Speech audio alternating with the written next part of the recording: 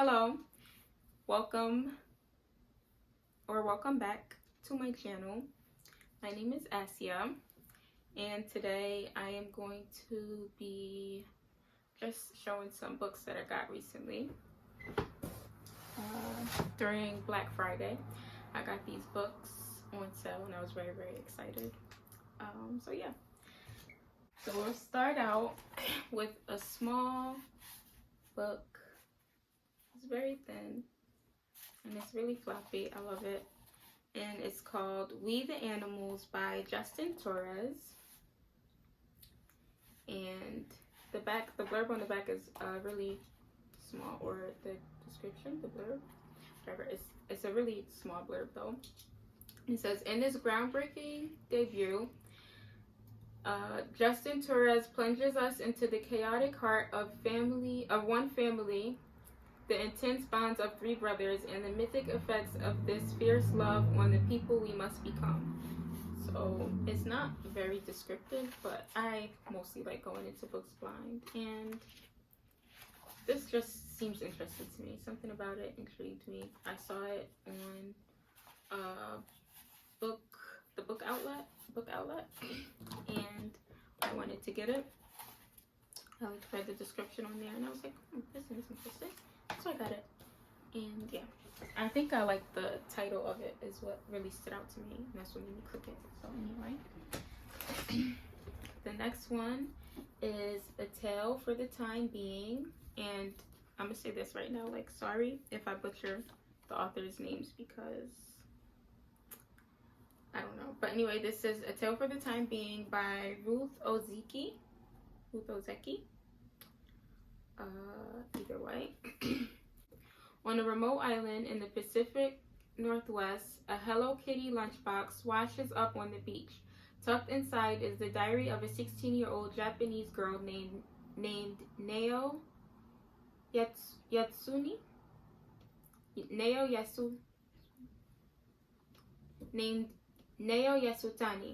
Ruth, a writer who finds the lunchbox, suspects that it is debris from Japan's 2011 tsunami.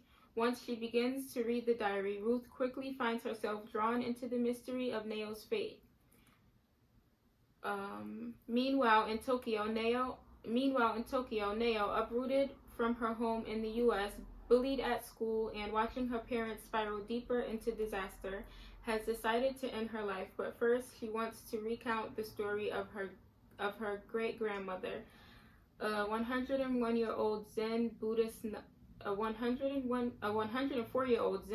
nun, in the pages of her secret diary. Full of Ruth Ozeki's signature humor and insight, A Tale for the Time Being deftly blurs the line between fact and fiction. So that's this. And I've been wanting to get this book for a while, but I haven't. And now I finally have, and I'm excited to read it. And I normally like read quietly and like in my head. So when I was trying to record this video, I started reading like the blurbs and stuff out loud, and I realized how like slow I sound. Not slow, but like it's just, I don't know. Okay, this one is If an Egyptian Cannot Speak English by Noor Naga, and it says, in post-Arab Spring Cairo, two unnamed characters meet and fall in love. She is a nostalgic daughter of Egyptian immigrants returning to a country she's never been to before. He was a photographer of the revolution who is now unemployed and living in a rooftop shack. Their alternating perspectives unfold in blocks of taut poetic prose. Their desire for each other, for the selves they strive to become through the other, takes a violent turn. A dark romance exposing the fraught fissures in American identity politics when exported overseas. If an Egyptian Cannot Speak English is a lush post-colonial novel for the 21st century. So that's If an Egyptian Cannot Speak English by Noor Naga. This next one is a book that I actually read a few months ago that I borrowed from the library, and I really liked it, so I wanted to get a copy of it, and it is The Candy House by Jennifer Egan. And it says, Big Spoutin', a tech demigod on a first-name basis with the world, invents a new technology, Own Your Unconscious, which allows you to access every memory you've ever had, and to share your own in exchange for access to the memories of others. Bix's idea has seduced multitudes, but not everyone. In the world of Egan's spectacular imagination, there are eluders who understand the price of taking a bite of the candy house. Egan introduces her characters, music producers, artists, gamers, a spy citizen, and in an astonishing array of narrative styles, and with extraordinary tenderness, compassion, and humor. Intellectually dazzling, The Candy House is also a moving testament to the tenacity and transcendence of human longing for connection, privacy, and love between spouses, between parents and children, between siblings. So that is The Candy House, and it's a really good book. I recommend. And this next book is a book I kept seeing whenever I went to the bookstore, and I always wanted to pick it up, but I didn't. And then I ended up getting it on Black Friday. And it is The Course of Love by Alan B. So I actually realized I was saying his name wrong, and it's Alain de Botton, and I might still be saying it wrong. What does it mean to live happily ever after? In Edinburgh, a couple, Rabbi and Kristen, fall in love and get married. Society tells us this is the end of the story. In fact, it is only the beginning. Playful, wise, and profoundly moving, The Course of Love is an unparalleled mediation on modern relationships, and a delightful return to the novel. As you can see, I was clearly still struggling with the name. 20 years after his debut on Love. So, yes. And I think, I don't know, just the title and the cover of this is what intrigued me, like what drew me to it. At first I thought it was a non-fiction book, but yes, I'm interested in that. And then there is The Pallbearers Club by Paul Tremblay. By Paul Tremblay. And this one says, what if the coolest girl you've ever met decided to be your friend? Art Barber was not so cool.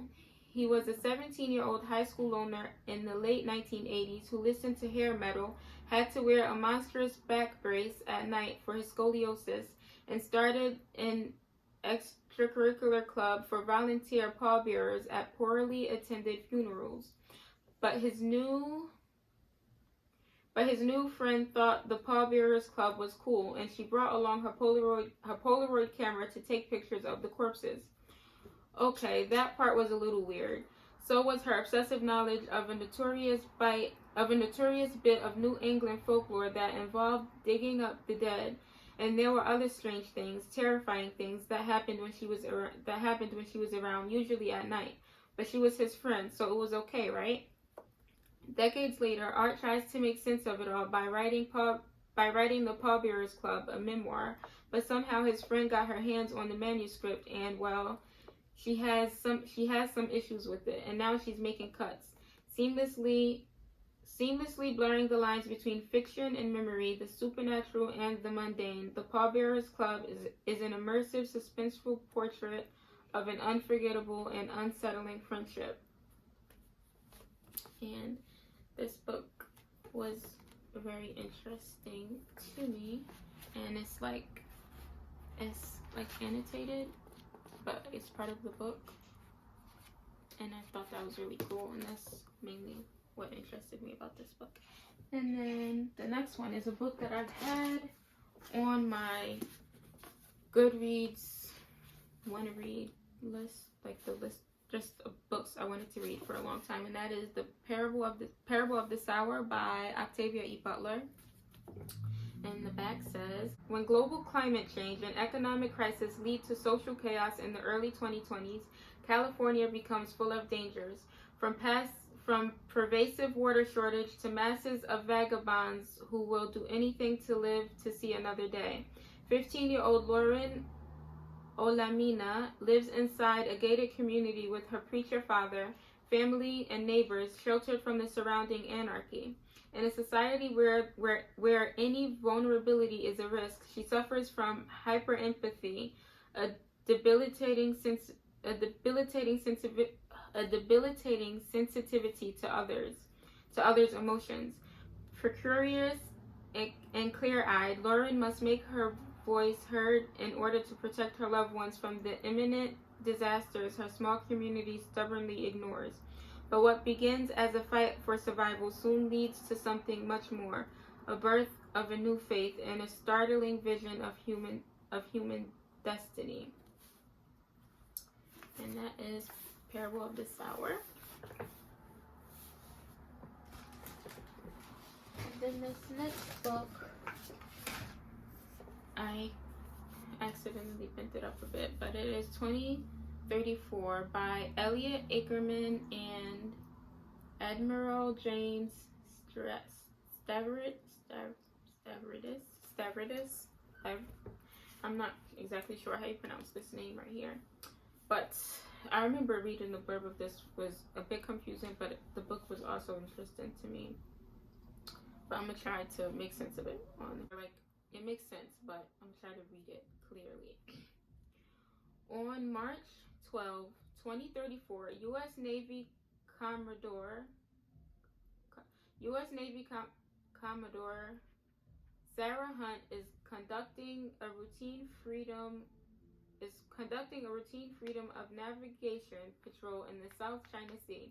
On that same day, U.S. Marine aviator Major Chris Wedge Mitchell is flying an F-35E Lightning, testing a new stealth technology as he flirts with Iranian airspace. By the end of the day, Wedge will be an Iranian prisoner, and Sarah Hunt's destroyer will lie at the bottom of the sea, sunk by the Chinese Navy. A new terrifying era is at hand. And that is 2034. And then Cloud Cuckoo Land by Anthony Doerr.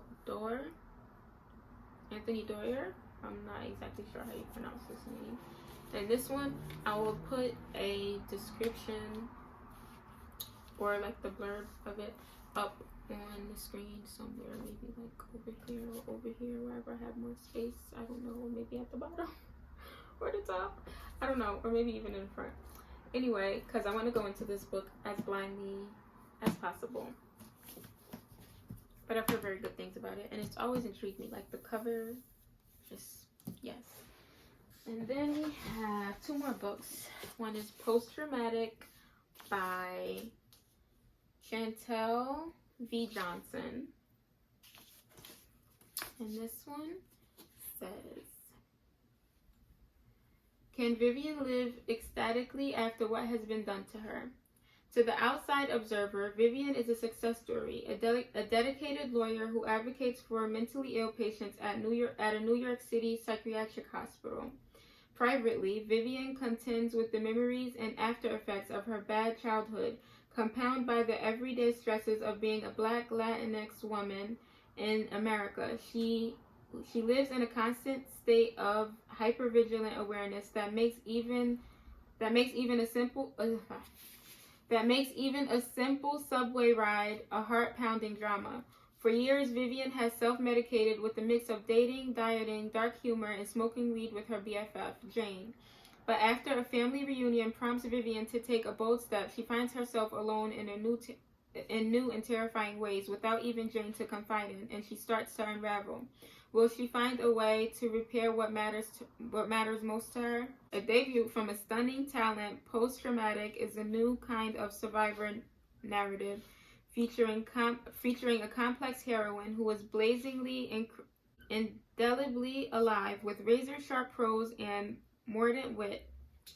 Chantel V. Johnson performs an extraordinary feat, delivering a psychologically astute story about the aftermath of trauma that somehow manages to brim with warmth, laughter, and hope. And this one, I also kept seeing in Barnes & Noble, and the cover really intrigued me. And I read the blurb in the store, and it seemed very interesting. But I took a while to pick it up, and then I did from the book I read on Black Friday. And this last book is called Such a Pretty Smile by Christy DeMeester. And this one says,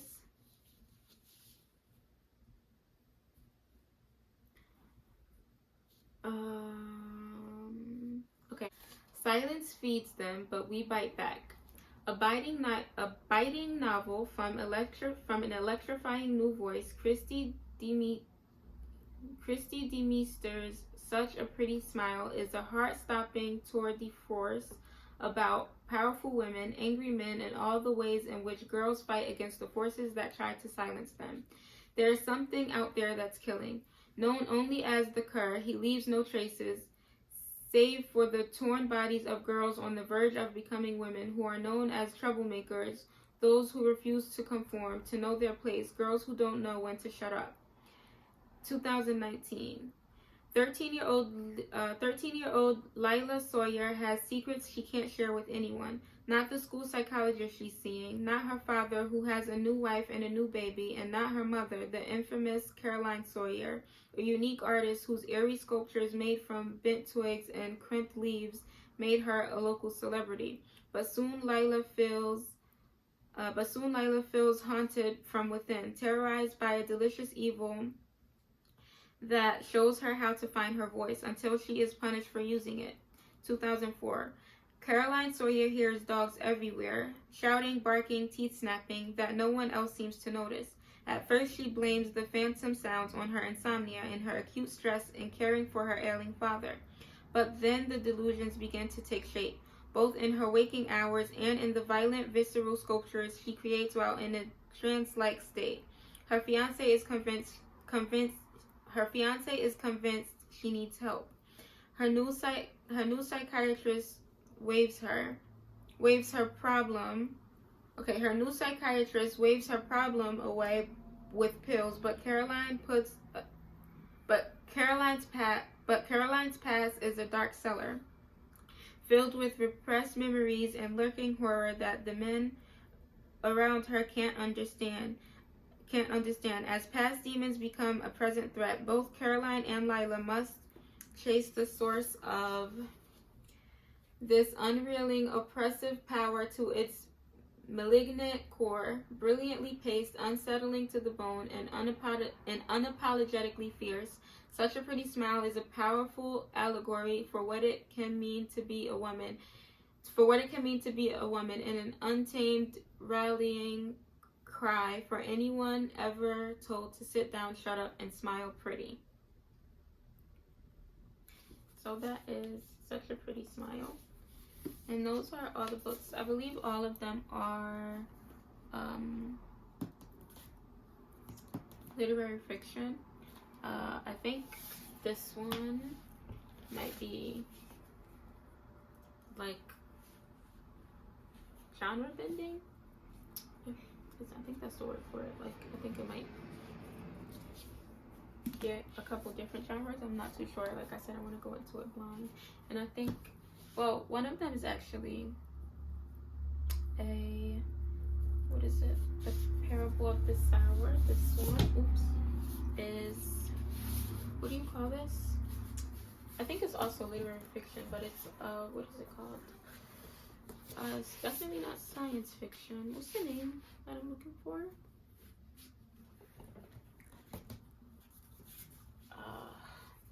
I can't think of it.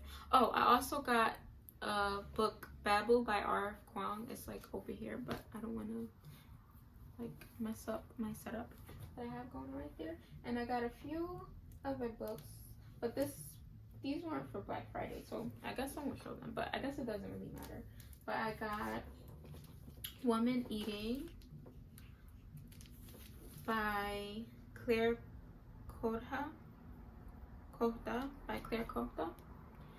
And I got this one from Thrift Books, as you can see. It says like Library of Queens or something, Queens Public Library, and it has like this stuff. And I really want to take the dust jacket off, but it's gonna mess the book up, and I really don't want to do that. But I'm not gonna lie, this like kind of bothers me a lot, but it's fine. And yes, I also got Breathing Lessons. This is also from Thrift Books. I love how floppy this book is. Yeah, and I got a few other books from Thrift Books, but these are mainly the books that I wanted to show because I've had them in this box right here for a very long time. And well, it wasn't that long, but it's been bothering me and I want to get them put away. Anyway, okay, that's it for this video. Thank you for watching. Yes, please leave me a comment and subscribe if you like the video. And also, could you like give me some book recommendations based off of the type of books that you see I like? I mainly like what is it? Literary fiction. I haven't really read too many like what is it called? Like oh my god, what is it called? Fantasy. But the book that I'm reading, The Night Circus, is fantasy, and it's really good. It's not like hard to like comprehend the world and stuff. Like it makes sense, and it's like, I don't know, but yeah, it's really good. Okay, I got completely sidetracked right here, but what I was trying to say was that I don't normally read fantasies. I'm not super into high fantasy and reading a bunch of series and stuff like that. But if you have any book recommendations, please let me know what they are. And I would honestly give anything a try. I read anything. But my go-to genre is literary fiction. That's what I was trying to say before I got completely sidetracked. I don't know the word that I'm looking for right now, but it's okay. Either way, yeah, so as I was saying, I completely got sidetracked. So I was saying, if you like the video, no, that's not what I was saying. I was saying, if you have any recommendations for me based off of the type of books that I like, please leave the recommendations in the comments. And yeah, let me know if you read any of these books, what you thought about them, if any of them are on your list of books to read or anything like that. And yes, hopefully I'll see you again soon with another video. It is my plan to be more consistent on this channel, and yes, and talk about books, because that's like my favorite thing in the world, and I don't really have many people to talk about books with. And yeah, okay, so anyway, I hope you have a great rest of your day or night or whatever. And peace. Thank you for watching the video. Okay, bye.